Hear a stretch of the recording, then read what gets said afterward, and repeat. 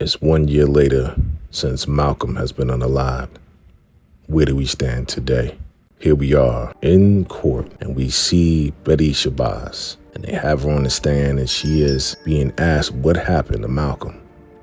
And she is recounting exactly what she understood happened.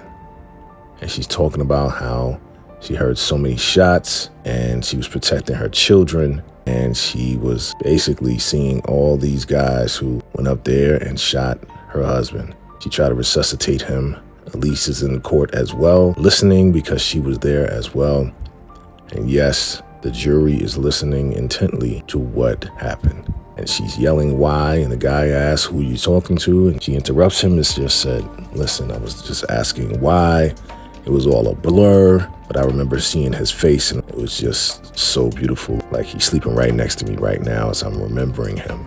She is so upset, and she says there was a man with a gun, and she said it was a blur, but she's not really sure what this man was doing with a gun and whether she was planting it on him or not. But they asked her to identify the men that she remembers seeing. And she pointed to these two gentlemen that we've never seen before.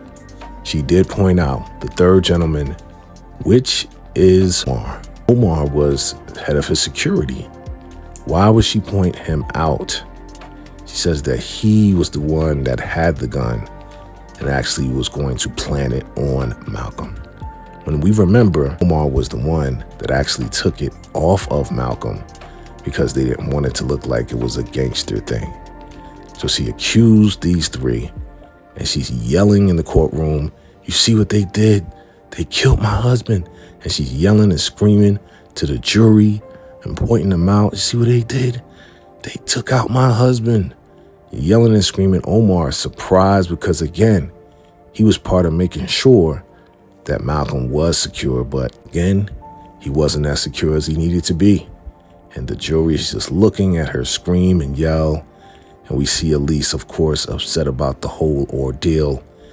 Omar is just totally surprised by Betty Shabazz and her accusations towards him when she knew that he was part of the security. But she's blaming whoever it is who took out Malcolm. And of course, Elise, she is very upset about the whole situation. So after the theme music, now we are back at some type of casino, and someone is singing, and we see Mamie Johnson, and she is dancing, and she has her wine, and this lady right here, she's singing her song, and this may be the original lady that sang the song. But here comes Bumpy Johnson walking in the door. Everyone is greeting him, all smiles. Everyone's happy to see Bumpy, and this place is jamming. Everybody's having a good time. Bumpy's making his rounds, making sure everybody's good, and it looks like it's a party. It looks like it's all good. We see your boy right here, one of his fellas, and we see Junie in the background, and we're seeing, of course, Mamie looking good, toasting to her man as he's walking through the door, and she's having a great time as well. So, looks like Bumpy has some type of casino or club going on right now, and yes, everybody is happy. When he looks over and he sees Malcolm standing right there against the wall. He, of course, is visualizing Malcolm. And yes, of course, he's surprised. So the woman singing, she says, I love you. And she's singing towards Bumpy. And yes, everybody loves Bumpy right now. Because you remember, Bumpy is not in the doogie business anymore. Now he is in the entertainment business and the casino business, and everything seems to be going right. You have Nate there, and Nate is looking at everybody, making sure everything is good. He says, hey, nothing to see here. I'm not gambling. I'm just making sure everything is good. So he even knows that he shouldn't be betting. But who do we see? We see Chen Gigante, and he's having a great time. And of course, Bumpy's smiling at that. That's his boy. Since last season, they made up. They are partners. They got away together. And the boy Chen is happy to be there. He said, man, I was surprised that you got out of this thing right here. See, we see all the white guys from downtown. They like to dress up. He's like, I'm surprised you got out of the doogie game. I thought you was crazy, but I see this thing is going real well for you. And you could tell on Bumpy's face. He's got all right, Chin, stop rubbing it in my face, right? He says, you know what I'm gonna do, man? I'm gonna go over there to that blackjack table and I'm gonna break the bank, right? So everybody's having a good time. And yes, even Chin is having a great time. Bumpy tells the bartender to get him a special drink. He's like, let's make it happen. So they are getting along. Everything seems to be real good. Chin is like, come on, let's make it happen. And Bumpy seems to be in a great mood by the look on his face. But is he really in a great mood by the look that he gives right here? Is this where he wants to be outside of the doogie business?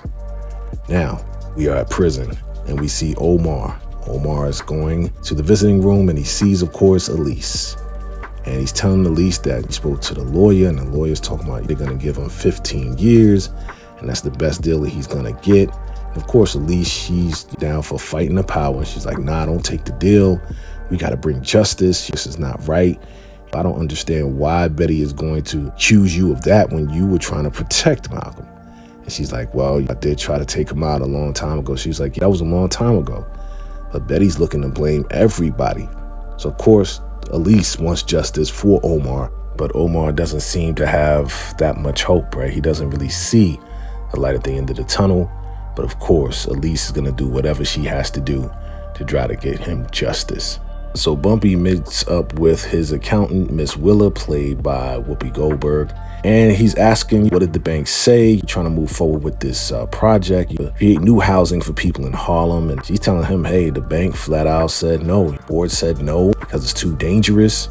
Now that you're out of the doogie business, you're basically really floating on nothing right now. I'm just getting started up, you know, with the casinos and everything else like that. She said, listen, you want to go talk to them, you can. But at the end of the day, they're like, no. So guess who's Bizak? Yeah, your boy, Joe Colombo. And he struts up in there and he's like, what's going on, family? You got out pretty early, only 13 months. How'd that happen? Oh, I got off on good behavior. Chin is good for you, right? Of course, most people, they think he's ratting, right? He's singing to the feds or whoever. That's how he got out early, right?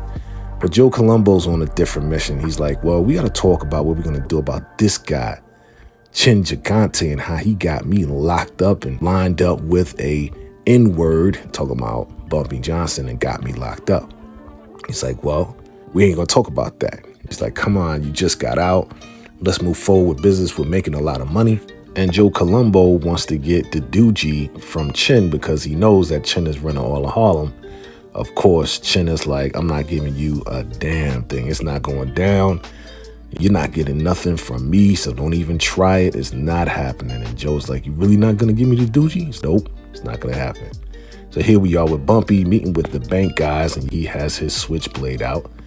He's like, listen, what do we need to do to make this thing happen? He's like, I'm glad you met with me. Yeah, I'm glad we did meet with you. You didn't really have a choice. Put that away really quick. So he puts it away. And he's like, what do we need to do? He said, well, we spoke to the board and they said, listen, if you want a $3 million loan, you need to put up all your assets. And here's the terms. You got to put up all your assets, your stocks, your apartment, everything. You got to put it all up. And he's like, what's up with that? He's like, well, you got to take the risk. You got to be partners with them to take the same risks that they're taking. So here we are with Stella, and Stella gets a knock at the door. Who is it? Joe Colombo. Boy, I just like saying his name, Joe Colombo. He's like, hey, let me in. He's like, what's going on? He's locked up for 13 months and you didn't even visit me. I was busy handling my father's business. Okay, I need you to hook me up. I need you to do something for me. You want, Joe? I want you to give me a sit down with your father, all right? I need to get some doogie and he's giving me a hard time, so I need you to talk to him. You know you can convince him to sit down, and plus you owe me. And I owe you? Yeah, you owe me. I protected you, I put you in a position and all this and that, so you owe me, right? So she's gonna try. Here we are with Mamie, and Mamie is talking and looking at over the paperwork and everything, and he's explaining that they want him to put up all his assets to get this $3 million deal. She says, you know what? The government's supposed to be giving away like millions of dollars, and your project to get new housing is a great way to revitalize Harlem. So she says, you know what? She's going to sit down with the guy that kicked her out of the organization. She's going to talk to him and see what he's going to do, because your plan is a great plan. So Elise walks in, she says, I need to talk to you, right? So she talks to Bumpy and she's like, listen, it's an injustice what Betty's doing to Omar, and, do something about it. Maybe buy a judge, do whatever you need to do. He's like, no, I'm not going to do none of that, man. He deserves to be in there with the rest of those guys that took out, Malcolm. He's like, why are you doing this? Why are you doing this? He's like, no, yeah, he tried to take him out a long time ago. That was a long time ago. And Bumpy just does not care. He took out his friend and anybody that tried to do it or attempted to do it a long time ago. Look, Bumpy's not playing that. He's saying Omar and them needs to be locked up. Of course, Elise is like, man, she just hit a brick wall. She has to find another way. So here we go with Stella. She's going to see her pop's Chin. And he's like, what do you want, honey? What do you want? Because they're partners now. And he's like, yeah, Joe Colombo. Of course, he hates Joe Colombo, man. He's like, dear, come on, hear me out. I've been working for you. We've been making double the money. It's like, come out, just sit down with him. And, from there, just listen to what he has to say. He losing out on a lot of money. He's like, come on, Stella. She got him wrapped around his finger, right? So, of course, she sees that. Yeah, I got you, Pops. I got you. He's like, all right, just set up to me. Do what you got to do. So, of course, Stella, she's going to set it up, right? She's been helping him out. So, here we are with Elise. They put her on the stand. They're asking the questions. Yeah, you know about what happened. And they throw in the fact that she had a romantic relationship with Omar and that, says pretty much is going to be biased towards Omar as far as getting him released. She's like, that has nothing to do with anything. And he starts asking the questions, and Elise pretty much goes off. She said, you need to not ask me questions. This was a whole setup. They try to set up Omar. You need to be talking to the CIA and the FBI. And she is just going off in the courtroom, looking at the jury. Those are the people you need to ask, because the CIA and all of them set this whole thing up to take out Malcolm and use these guys. Of course, she's screaming and yelling, says, order in the court. You don't want to have me get the guard to remove you from this court. So she, of course, calms down and sits down. And, of course, Omar, he's looking at her in admiration, man, because she's really trying to fight for him. Of course, Betty, she wants justice for Malcolm no matter what. So Mamie sits down with Cyril, and he's the guy that's running the new organization. And she's like, listen, I know you're going to be getting a whole lot of money from the government. He's like, yeah, 14 million is going towards the state building. He's like, oh, state building, 14 million? Okay. So he's like, what do you want, Mamie? What do you want? So she breaks out the blueprints for Bumpy's new apartment. Going to be clean and good for people to live in. She's like, this is a great plan. He's like, well, we're not setting up any whorehouses or anything like that. So, Mamie remind him like, look, I know, offended by whatever my husband's doing. I'm not my husband, but this is a great plan. He said, listen, the government is only allowing gangsters who are white to pretty much work with them. And she has to, kind of like, well, good point, because that's how it was back in the 60s. So here we are. We got Chin. He is back at Bumpy's casino playing games and all of this and that. And Chin is like, hey, I heard grapevine that you're working on a new project, like new housing. So he's like, listen, man, I want to be down with it. And Bumpy's like, no, I don't want to do nothing with you. You know what I'm saying? Like, what are you talking about? Come on, we're like friends. We've done a lot of things, man. I made you a lot of money. He's like, well, I made you a lot of money too. I made you a lot of money by being out of the Doogie games. Like, listen, I said I've been working with you guys for a long time and I don't want to do it. So here comes Nat. And he's like, listen, Bump, we got a problem. They go outside and they bashing this guy's head in with the trunk. He's like, oh, you want to sell Doogie up here? You ain't supposed to sell Doogie up here, right? So they knock him down on the ground. The guy's like, you N-words are going to pay for that. You're making a big mistake. Stella Gigante, da-da-da-da-da. Comes Chin Gigante. He's like, what? Who sent you? He's like, oh, I'm sorry, mistake. Sorry, Mr. Gigante. And your boy Chin is like, look, Bumpy, you know what friends do? This is what friends do, right? He's like, oh, please, I beg for forgiveness. Please, Mr. Gigante. He's like, yeah, Bumpy, watch this. This is what friends do for each other. And boom, he deletes this guy right there on the spot, right? Your boy Nat is looking at Bumpy like, yo, that's your friend? I want him to be our friend. And Chin is looking at him like, yeah, bro, you already know, right? So, Chin is trying to prove a point. He's like, look, I'm protecting you. I'm holding my end of the deal.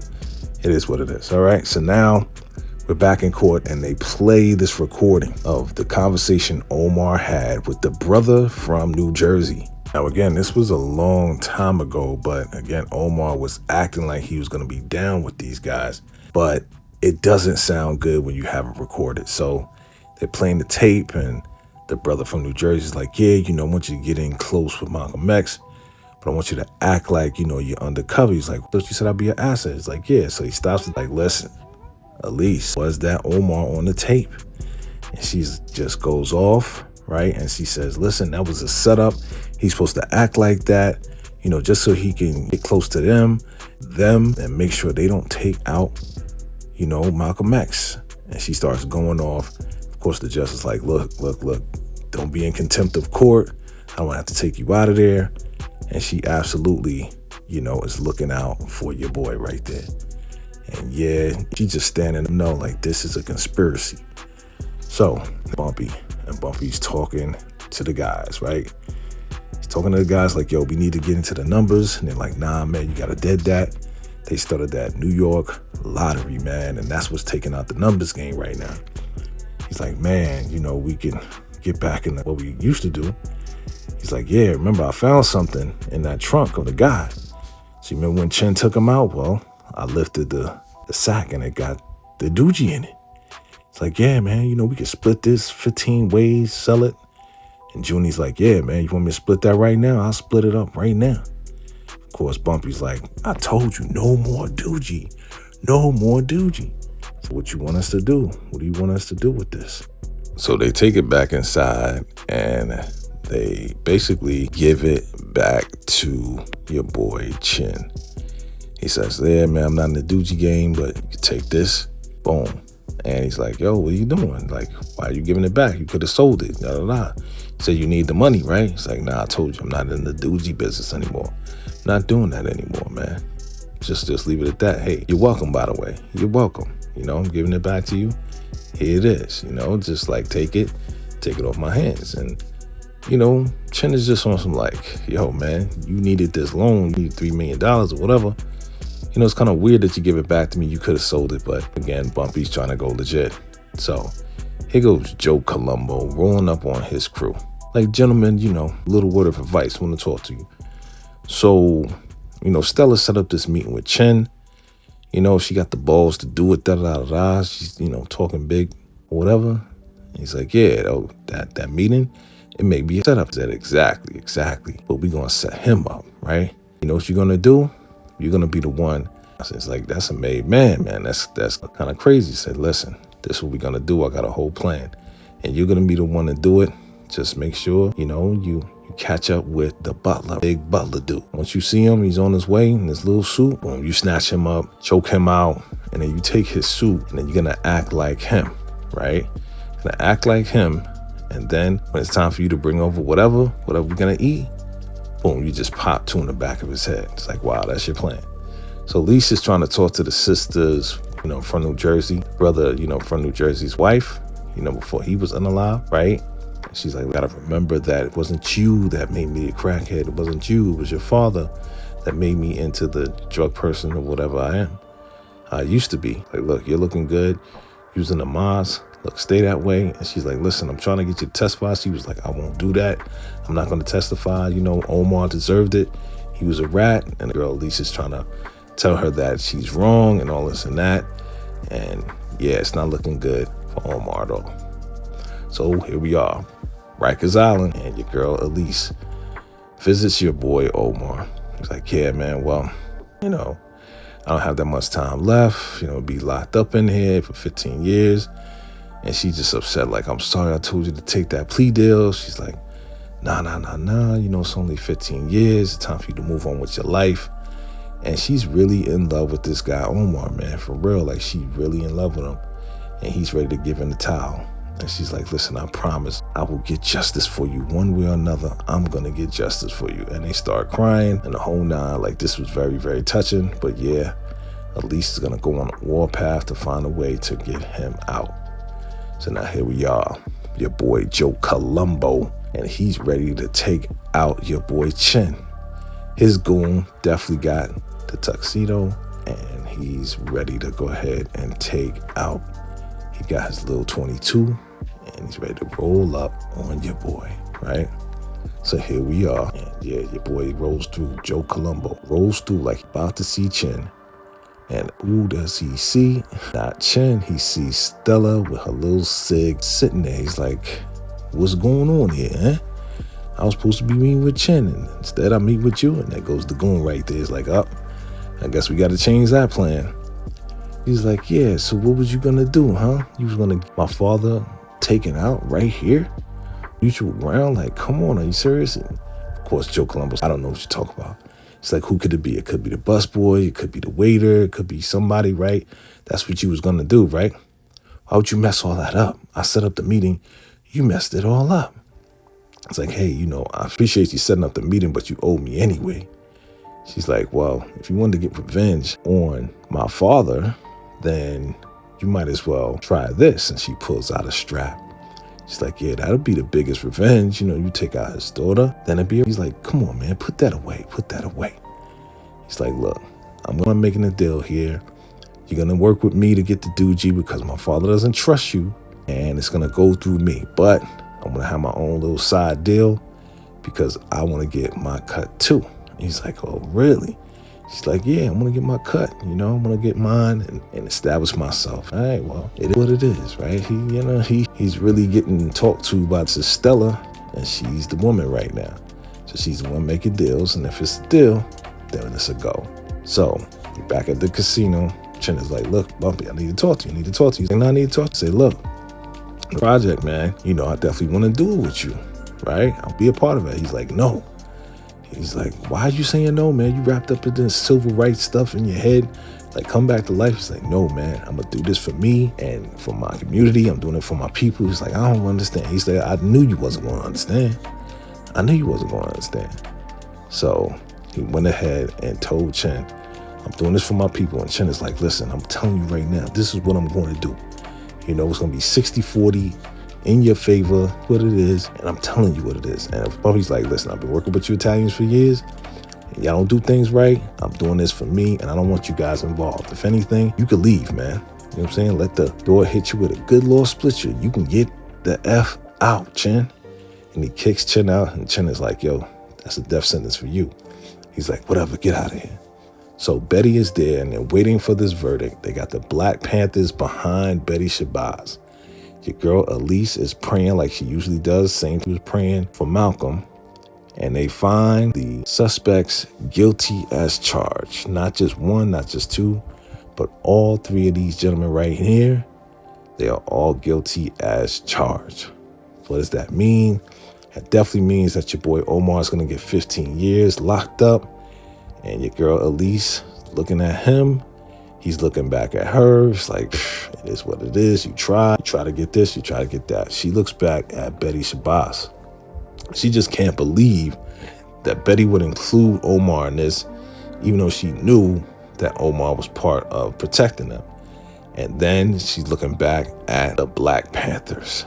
And we're going to see if this is a foreshadowing to the future of Elise. So here we are with your boy Bumpy. He's sitting down with Mamie.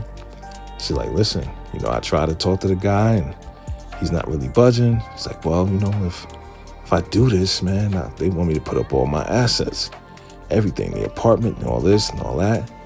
And, Mamie's so cute. She's like, listen, I will see you in a box somewhere. It don't matter. He's like, I know, but I got to think about Elise. I got to think about the baby. She's like, you've been betting all this time. Now it's time to bet on yourself.